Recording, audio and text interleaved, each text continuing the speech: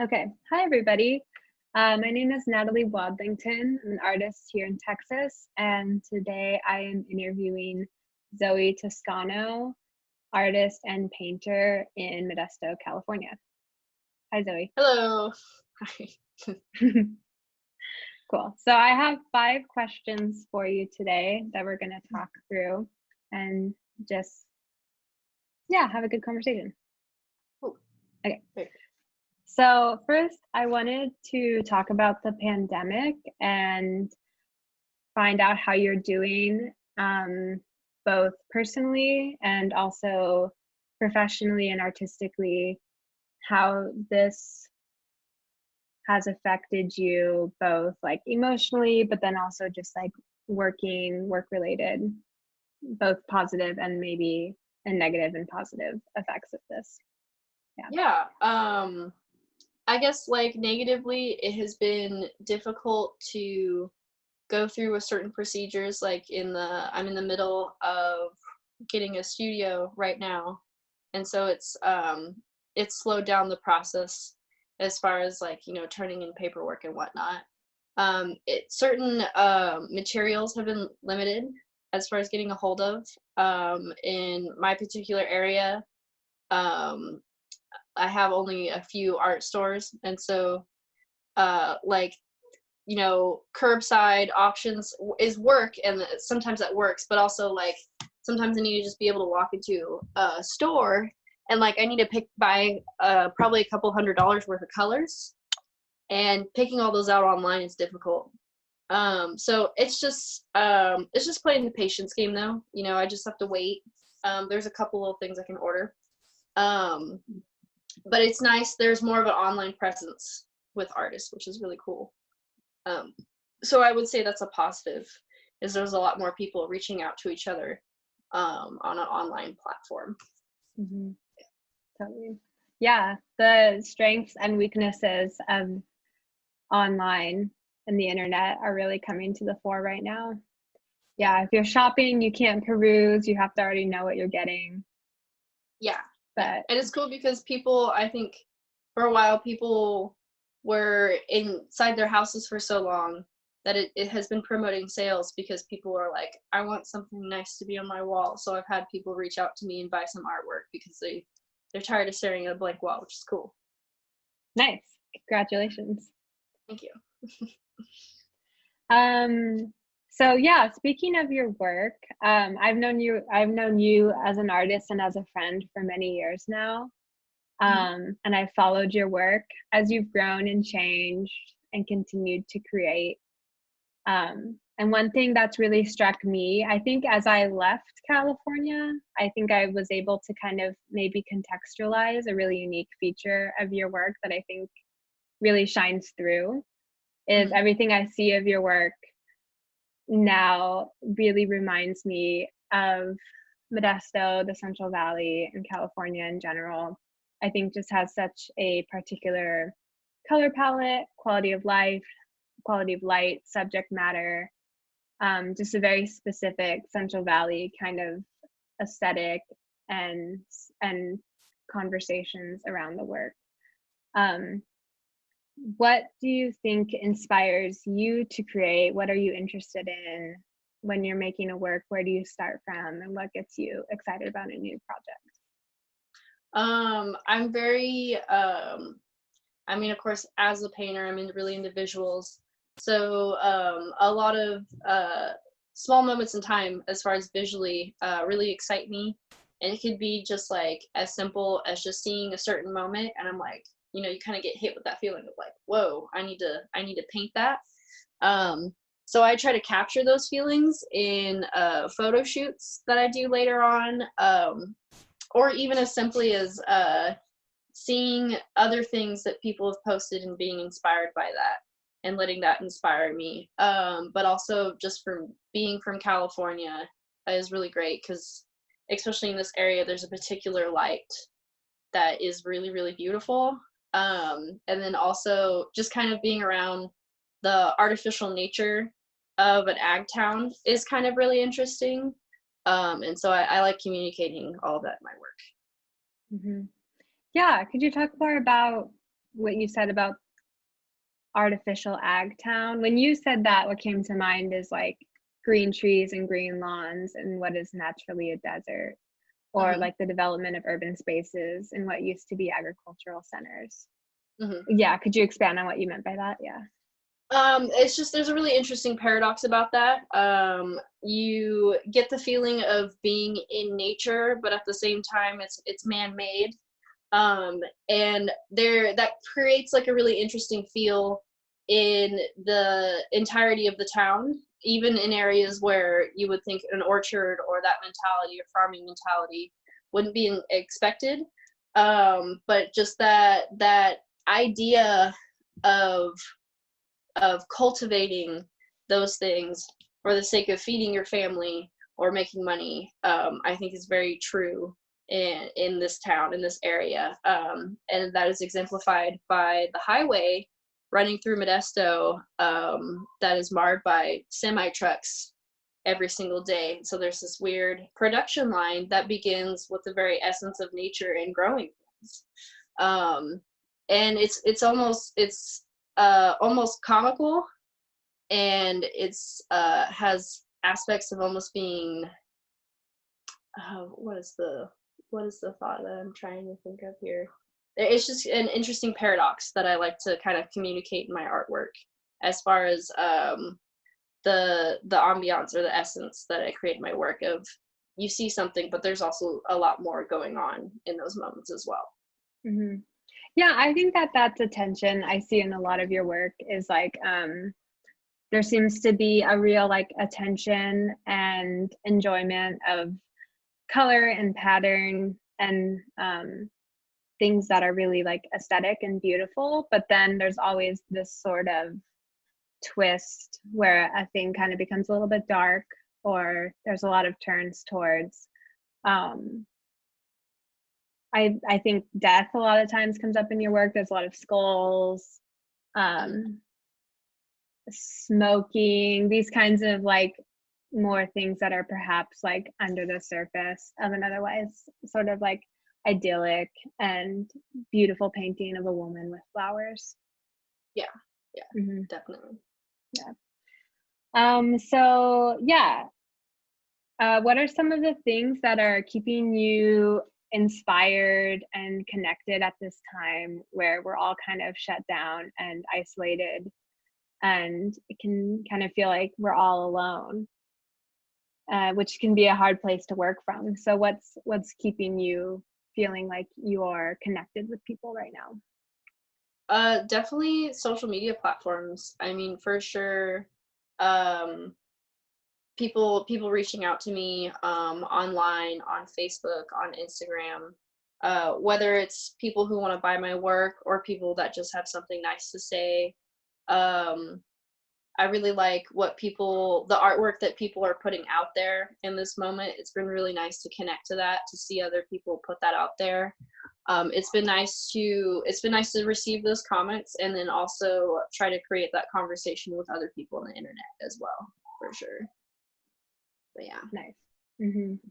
Yeah, I think we all kind of feel like um though we're not connected at all, we're reconnecting in different ways and we're trying our hardest to stay connected. Yeah, and And yeah. that's really exciting. Like, even just being able to do this, like, I Hmm. don't Skype or anything very much beforehand, but that's definitely now just like a facet of my everyday life, which is cool. I think that's really cool. Hmm.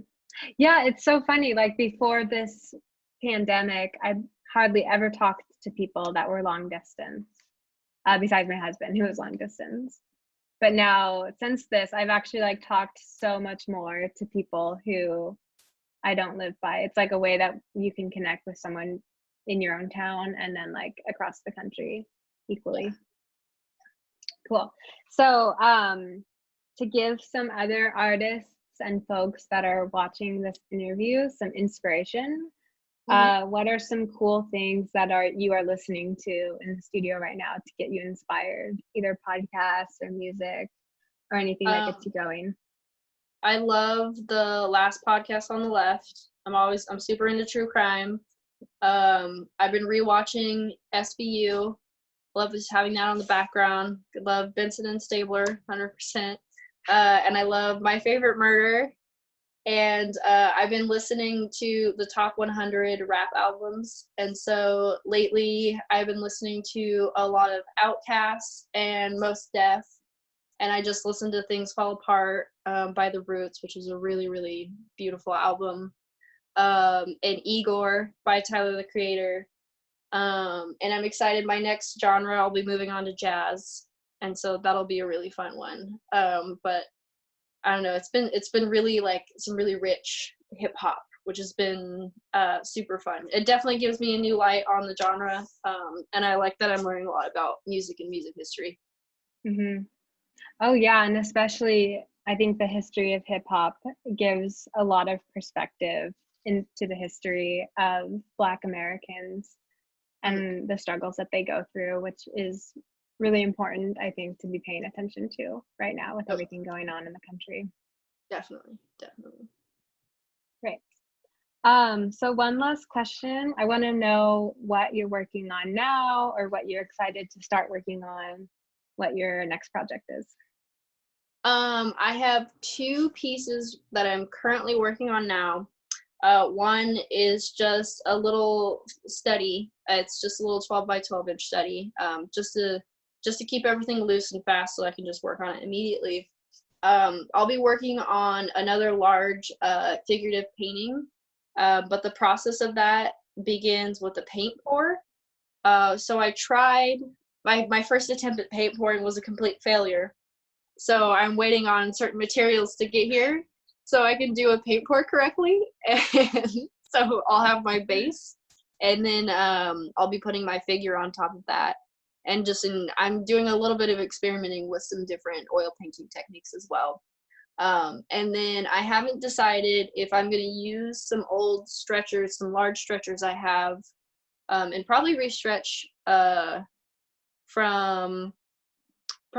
some stuff that you've actually given me to do this series of semi trucks. I've been really into semi trucks lately, and just taking pictures of cars, and just, I don't know, there's something about this weird liveliness in all that metal, and the way that the sky is cast upon it, and just, from being from Central Valley and being so close to the highway, I see semi trucks every single day.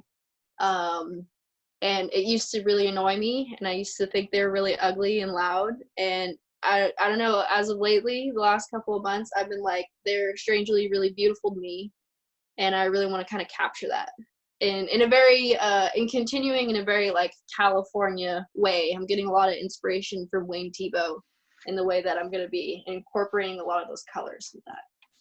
Nice. So that's a great example. I mean, Diebenkorn too, right, is kind of thinking of the geometry of that, and how you can, because semi-trucks are a good example of that kind of abstraction, because you're just taking blocks of color essentially. Yeah. And it's a really easy thing to abstract. Easy in the sense that like you can get at the heart of the impression of it. Yeah. In a really convincing way. Mm-hmm. Yeah. And we had talked before. I said I don't find semi trucks beautiful, so because I find them very annoying, having also come from the Central Valley and knowing how much they clog up the roadways. Yes, so I have gotten in many fights with mini truck drivers. So I'm going to be thinking about that a lot too. Of just all the, they're just people trying to work. But I've definitely yelled at a lot of them on my way to school on the highway. And just the way, as far as they're thinking of them in shapes, in forms of color, is really exciting for me lately. So I'm interested to see where that goes. And it gives me excuse to continue to paint really, really large. And I very much enjoy that. So I'll be working on that. I want to be working on that along with working on figurative work, and just see where they play into each other. Great. So, yeah. Maybe a series of truck drivers is next then. That would be fantastic. It'd be fun to talk to them. I would also love to, if I have a large collection of smaller work, of 12 by 12 inch work, I want to put them in all, like, as many dive bars across the country as I can. Fabulous. Along That's a with good showing place in for galleries, right? Just Yeah. put my weird work, and just like anything, like even if it's like a nice picture of like a cat, and just like put it in like some crappy dive bar somewhere, and just be like, yes, there I am. Just people can think of me in their weirdest, most some of their most depraved times, and I like that. Right next to the black velvet paintings of Yes. women and whatnot. Right next to them. I would love that. I would love it if people also started stealing them too. That'd be great. I'd be really okay with that. My work is valued enough that people want to steal it.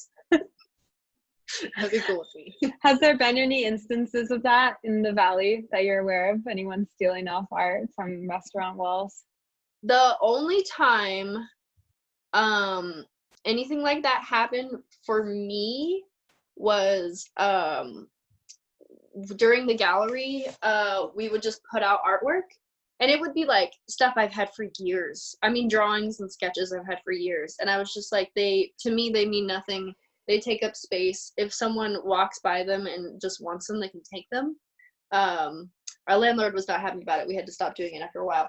But a couple of my drawings and a couple of paintings too ended up in the smoke shop, like 2 or 3 places down. And so somebody had signed their own name on top of them. And so I walked in there, and it's like my paintings, but they were signed by a different name. And I was just like, that's hilarious. I loved it. I was like, if that's what somebody needs to validate themselves as an artist, is to write their signature on top of my piece, I'm like, that's cool. That's fine. It's like stuff from early years of college, so it's not even that good. So that's fine. That is so loaded. There's so much to unpack there. It was. I remember in particular, I did a sketch off of Alberto Vargas watercolor painting, and they like signed it with like a paw or something. Like they had scribbled their name, and I could barely read it, and their insignia was like a paw. Yeah. And I was like, cool. That's cool. That's a cool thing. That's cool. I like and it. they were for sale at the smoke shop? Yeah. Oh my god. Wow. That is a crazy story. So I hope whoever they are, I hope they made money. Cool. You didn't say anything? You just walked out? No, I did, but I didn't I didn't tell them to change it. I was like, that's funny, I made this. And they're like, what? And they kind of freaked out, and I was like, I don't care. I was like, give them $20. What? Who cares? It was like basically going to be thrown away. I don't care. That's a crazy story. Well, if you're content with it, I'll be content with it too. I hope they got their $20.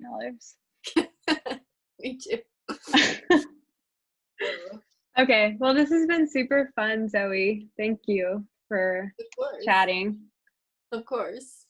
Yeah. Thank you for interviewing me. Thank you for doing this again, to interview me. Yeah. Round 2. Right. Okay. Thanks so much.